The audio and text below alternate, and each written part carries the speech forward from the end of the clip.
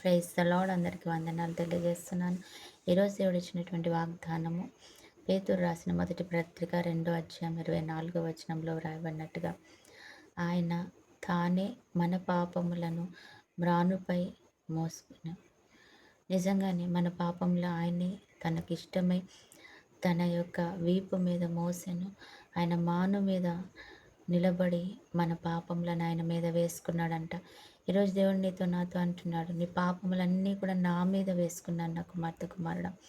అవును, ఆ పాపములకి ఇక నుంచి బాధ్యుడని నేను, ఆ పాపములను విరగొట్టే దేవుడని నేను, ఆ పాపములకు నీకు ఎటువంటి సంబంధం ఇక లేదు.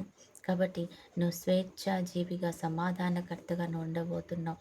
నీకున్న ప్రతి యొక్క చీకటిని, అంధకారమును, బంధకమును దేవుడు తీసివేసి ప్రతి పాపాన్ని కట్లను తెంచివేసి ఆయన తన మీద వేసుకుని ఆయన మ్రాను మీద వాటిని మోసుకున్నాడు, సిలువ మీద వాటిని బంధించాడు.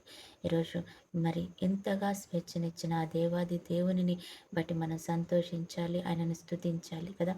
అవును, మనం నిత్యము స్తుతించే వారిగా ఉన్నట్లయితే దేవుడు ఇంకానూ మనకు అనేకమైన ఆశీర్వాదాలతో నింపి నీ యొక్క స్తుతిని, నీవు ఇచ్చిన ఆ కృతజ్ఞతను దేవుని స్వీకరిస్తూ నిన్ను మహిమ నుంచి అధిక మహిమలకు తీసుకెళ్తాడు. అటు కృప దేవుడు మనకి ఇచ్చునుగాక. ఆమేన్. ప్రార్థన. దేవునికి మహిమ కలుగునుగాక. ప్రభా, నువ్వు మాతో మాట్లాడుతున్నావు తండ్రి. మ్రాను మీద నేను వాటిని మోసుకున్నాను. నీ పాపములు ఇక నీ వీపు మీద కాదు నా మీద ఉన్నవి అని వాగ్దానం చేస్తున్నావు తండ్రి. మరి అటు కృప మాకు ఇచ్చినందుకు వందనాలు.